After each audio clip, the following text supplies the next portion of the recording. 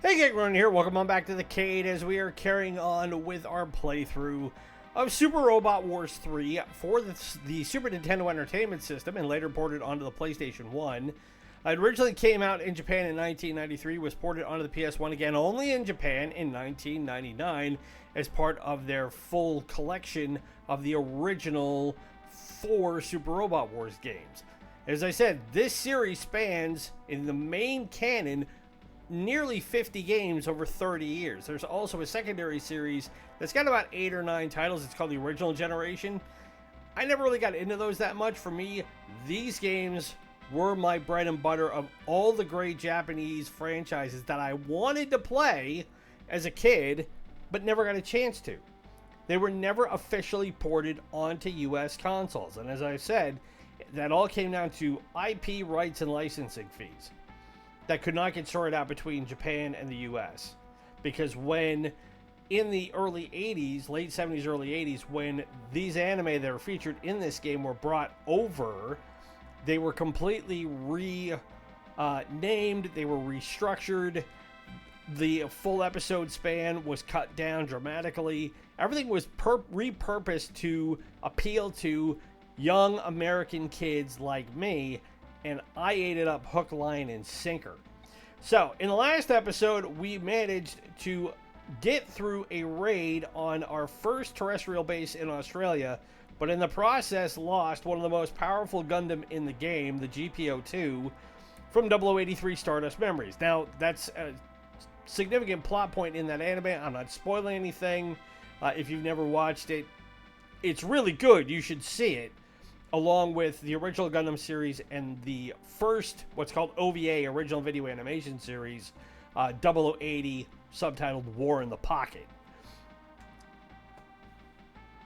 So now what we got to do is we are on our way to Japan because we are now having to re-strategize what we're going to do going forward to deal with both the DC remnants and the supposed alien threat that is coming our way as well.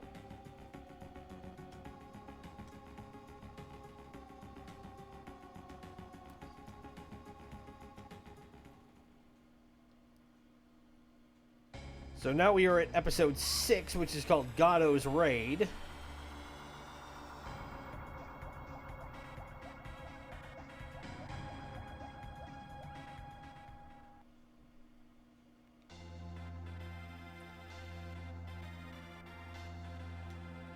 We have 13 mechs to choose from, and which means we are going to pick all of them.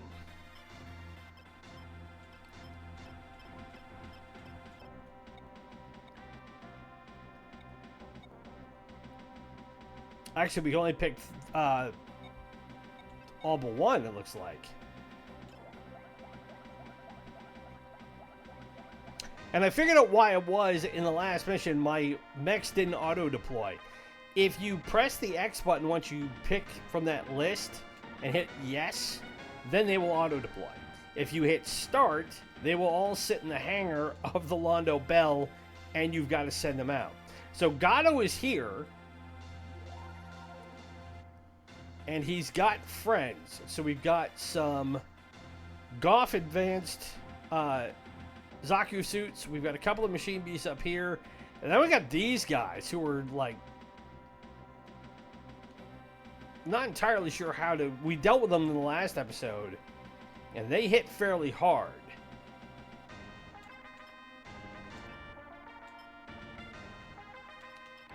So again, as usual, what I want to do is I want to establish a baseline perimeter. And I want to have my heavy hitters as close to up front as I can get them. And something else to keep in mind is that the order in which you pick all your mechs when you start the mission will determine how they are spread out when they leave the ship.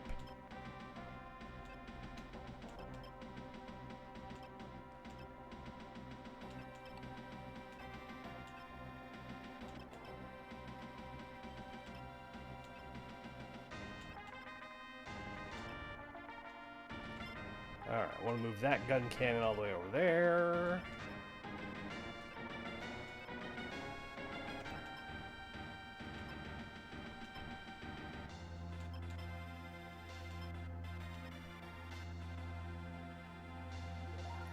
Alright. Now, we will see who comes to me first. Oh, and there were beasties down in the water there, too. Which means if we can keep... Ah, and there was ones from up north, too. I didn't even see them.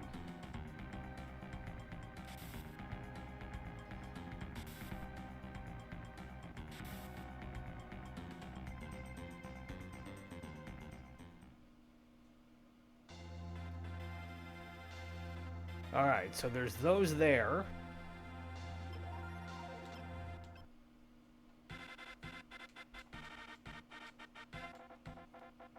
And what I'm going to do is I'm going to change to Getter 2 because I'm going to deal with those ones up there.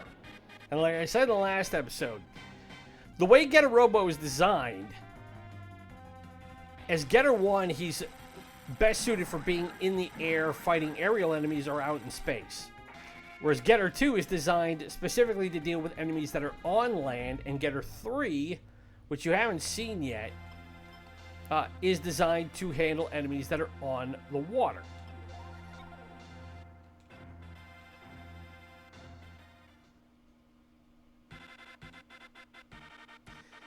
But the benefit of Getter 2 is that it is naturally the fastest of the three because he's the sleekest.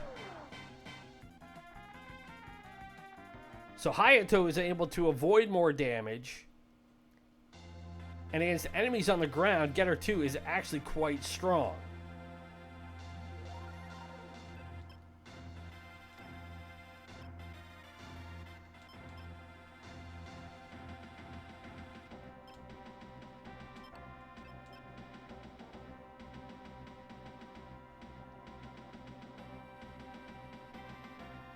Alright, I want to have him come down here. Because what I want to deal with is I've got...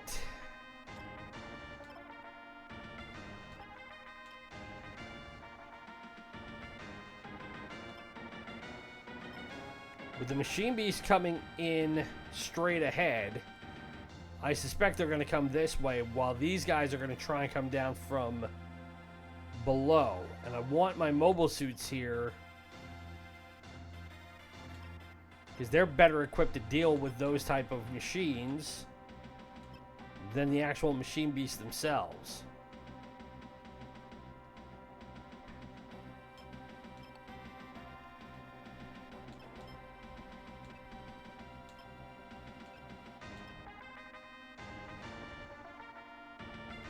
I want to keep him back here.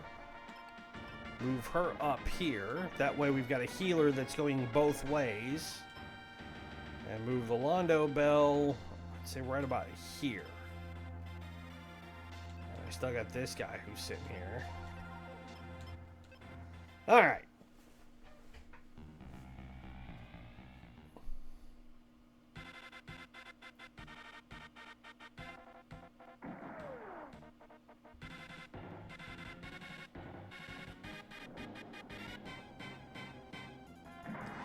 So take that one down.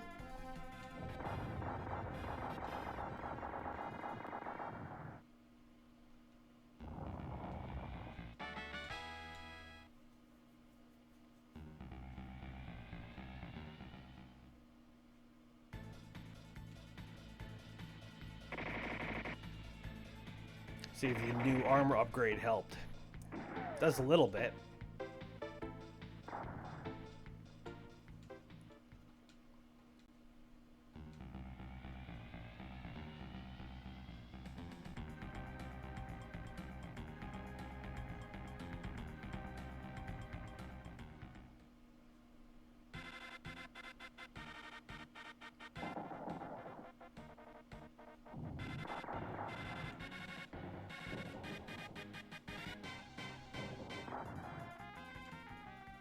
The Hygog.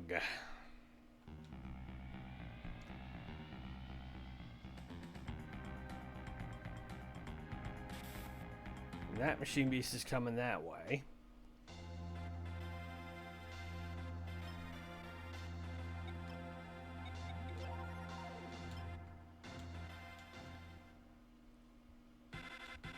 %84% with the drill punch. Bye-bye.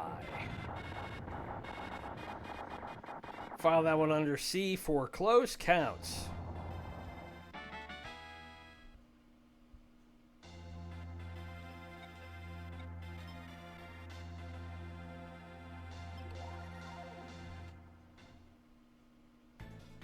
And the gun cannons here might actually be to my benefit.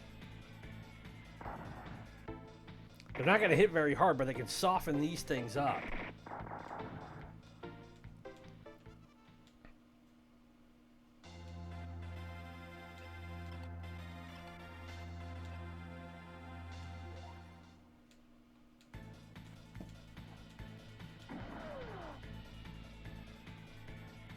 A hit, bud. They still hit pretty hard.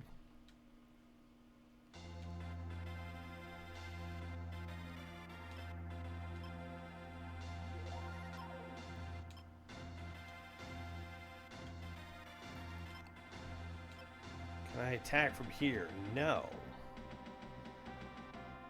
So the best I can hope for is going here and hitting with the Vulcan.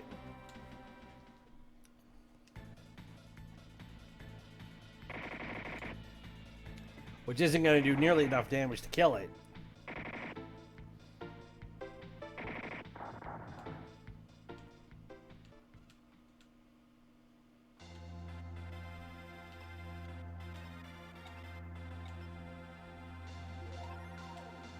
Can Fa take this thing out?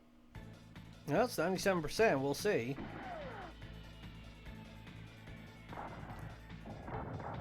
Nice. That should bump her up a level.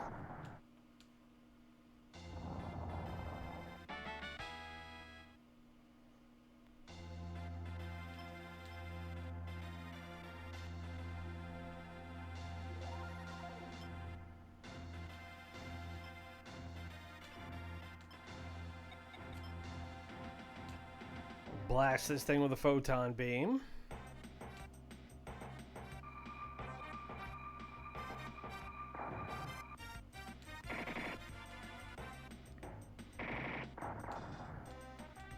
But a scratch.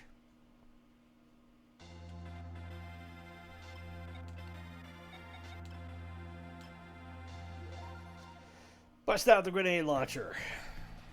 Guaranteed hitter. Ba-boom. Bye, buddy.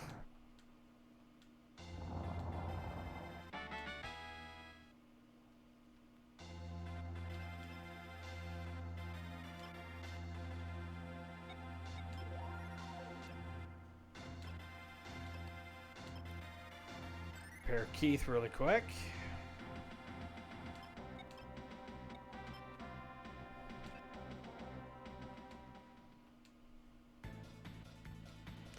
%71% with the Hyper Bazooka, and all I gotta do is hit it once. Bye.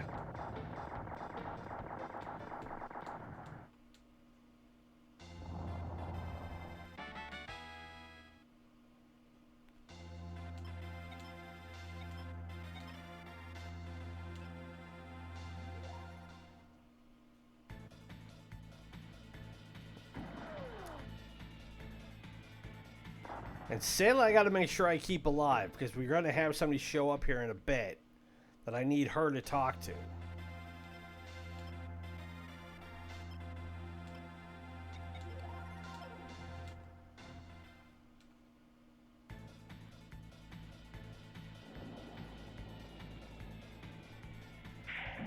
Excuse me while I whip this out.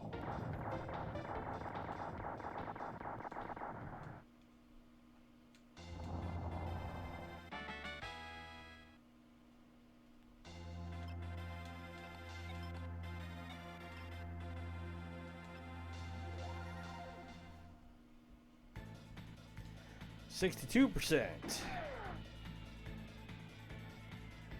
Whiff.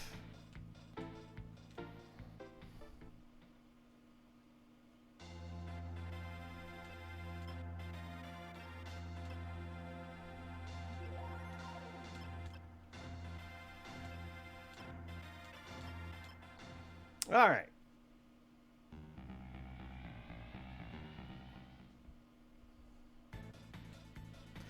I am not concerned.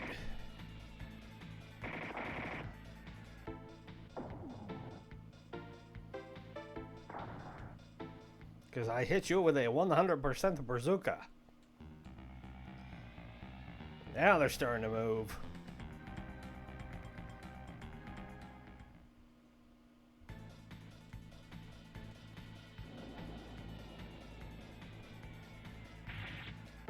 Ouch.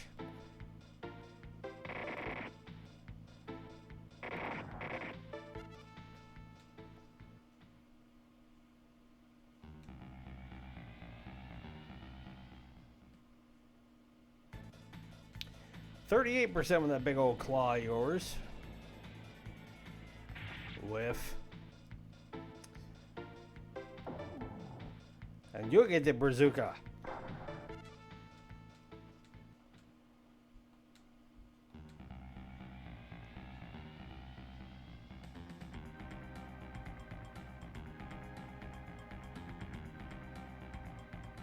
And now Gatto's coming. Okay.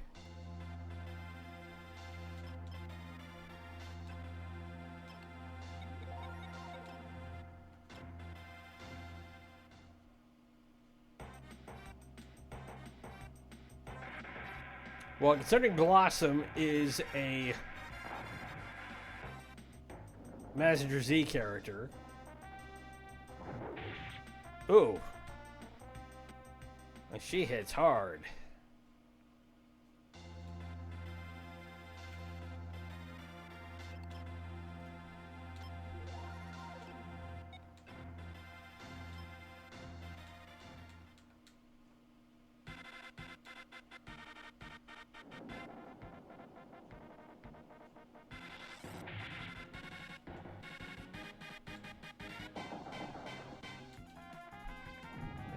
Nope, ain't gonna get me.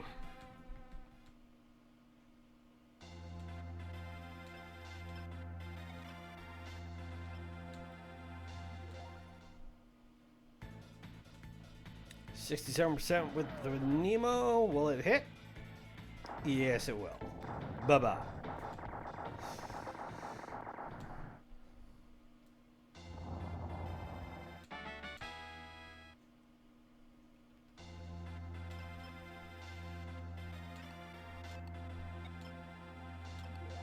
If there is one thing I've always been taken in by as far as both anime and mech-based anime in particular goes, it is the design in which the mechs are based on.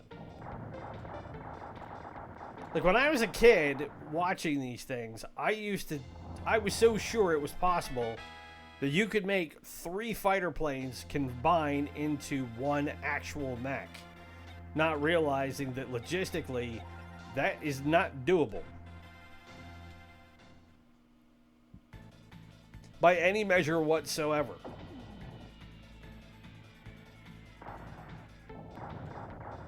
Bye, Gotham.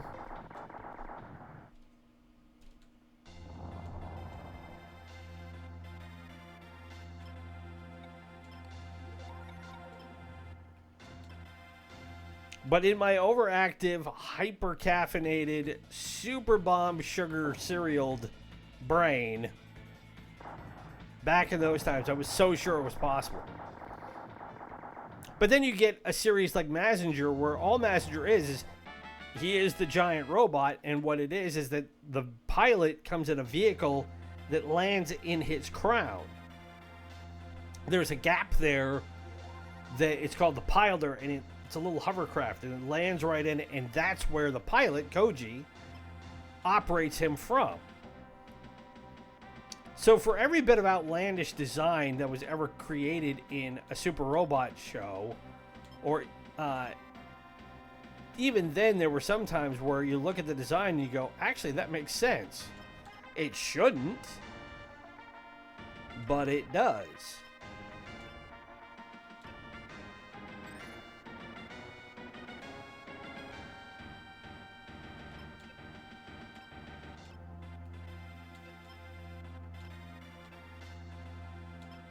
And that's one of the reasons why I can't wait for Grandizer to show up here, is because as far as the design goes, he is still, like I said, for a long time, Get a Robo G was my favorite. And then over time, the design of Grendies really, really got to me. In a good way.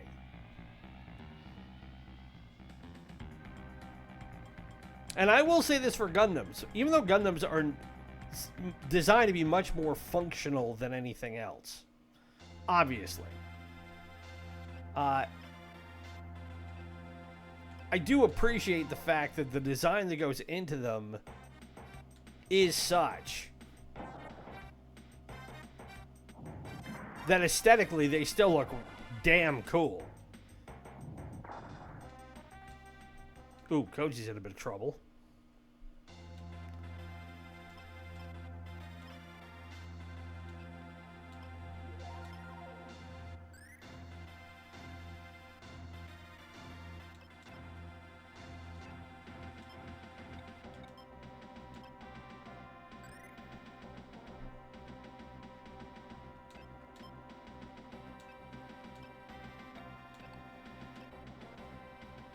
All right. So I can get her 2 after it.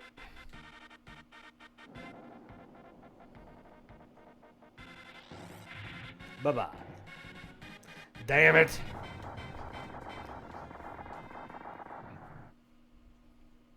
Like I said, I don't know who did the actual translations for this game. Obviously, there is a bit of cursing that is involved in it.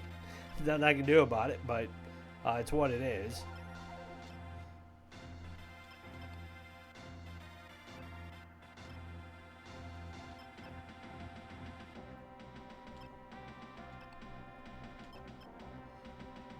Alright, got a perimeter of Gundams here. Move him back. Move the gun cannons up. So they can support El Gundam.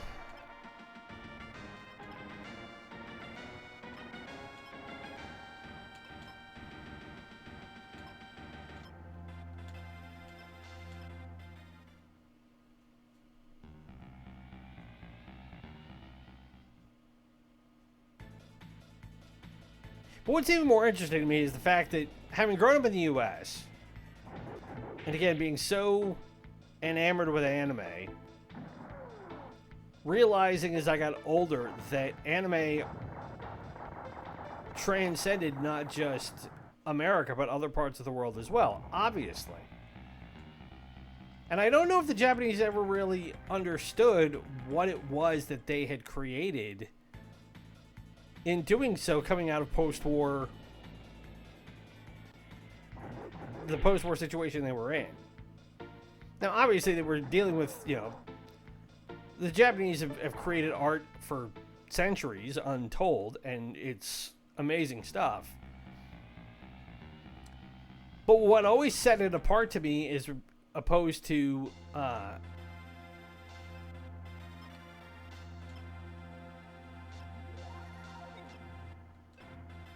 American animation, of which I'm also equally fond,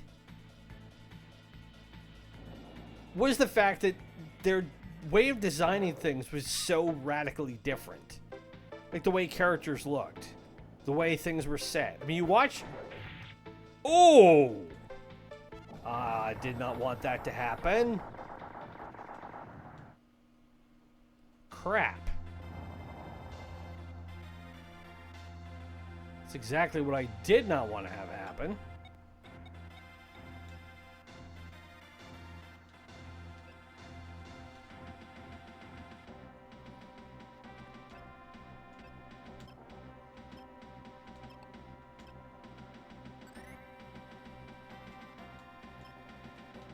Okay, well, if you're going to be that way about it.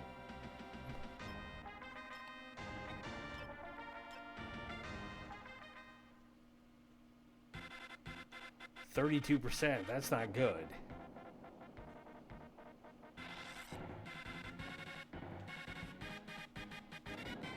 And he's level 23.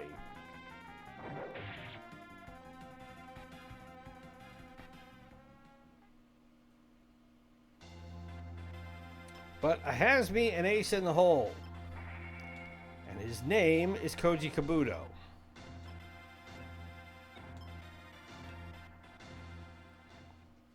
But anyways, I was saying, the animation style that has gone into anime over the last 60 odd years is so much different than anything else I have seen.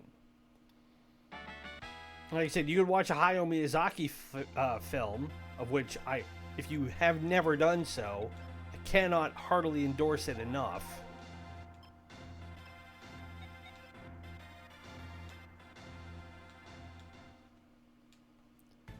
Because they are some of the most amazing anime you will ever see. Both in terms of story and the art that Miyazaki put into it.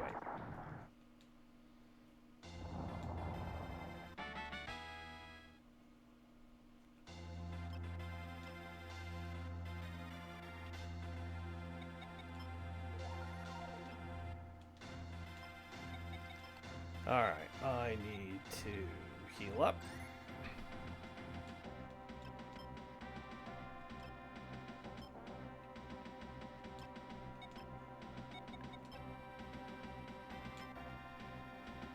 I'll go for this one because it's a little bit further out, which ensures my chances of hitting it are better.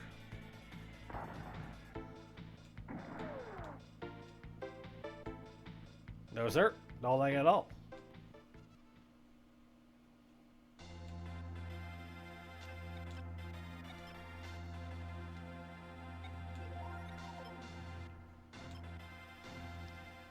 Can I hit it from here? Well, 67%. Here's hoping. Bye.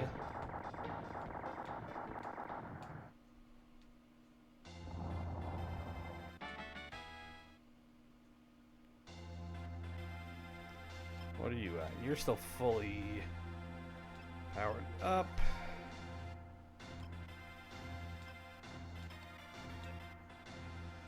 You desperately need repairs.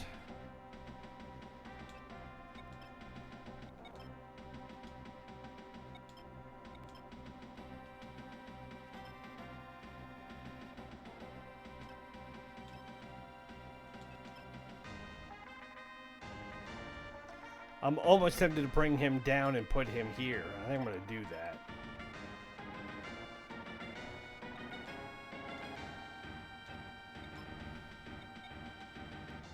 I can't imagine that Nemo's going to have much luck against the GP02. It's just not going to work.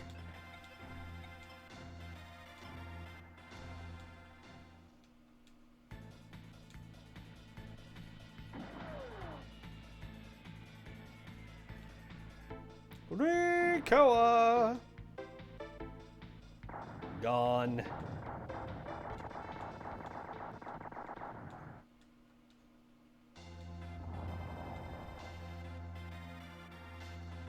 That's 2 down.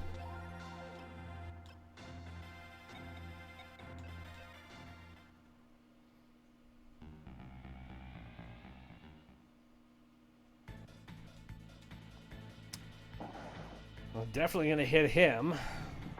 Ooh! Oh crap, and Sayla's gone. I needed her.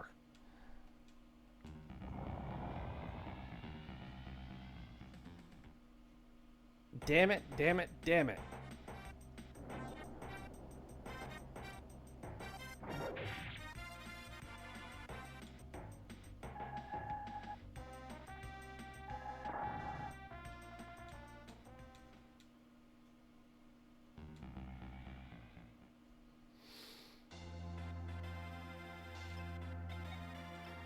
Alright, so heal up.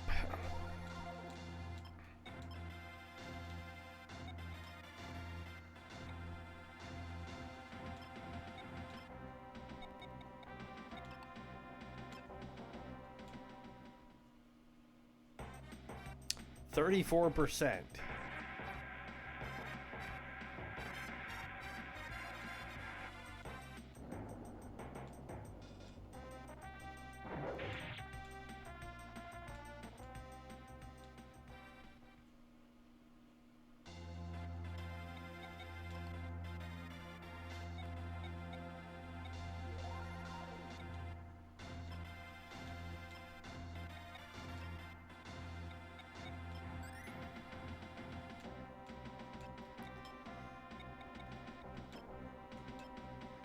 See if this works. 12%. Nope. He's gonna completely whiff on me. No, I got him. Holy cow.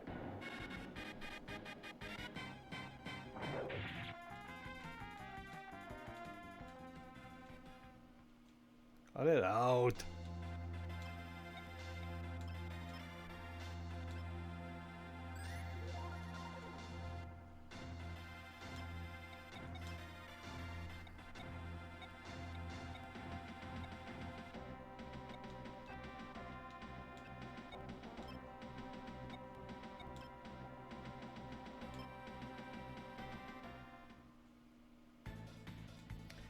%.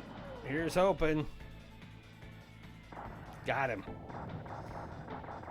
I don't care if you're ready or not, Gato. You go away.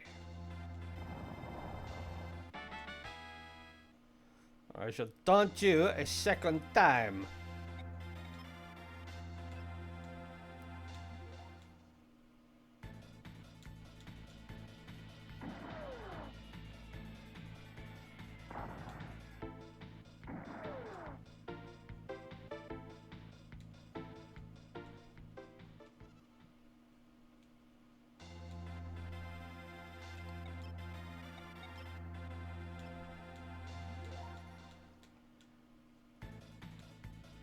Alrighty, so we can put this Gilgoog J down.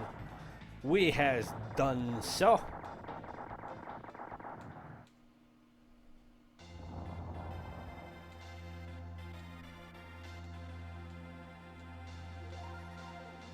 And Argama, I want you to use it.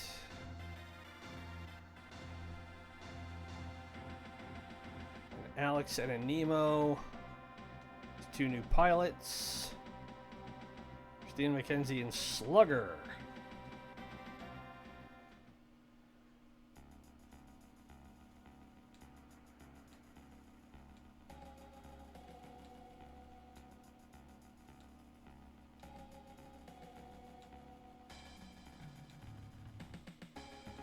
So now we get our introductions out of the way.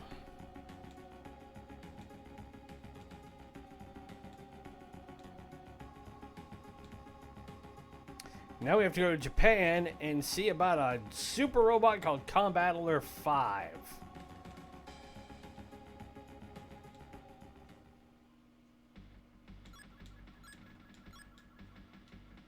And we have no cash at all. So we have nothing to up our crew with.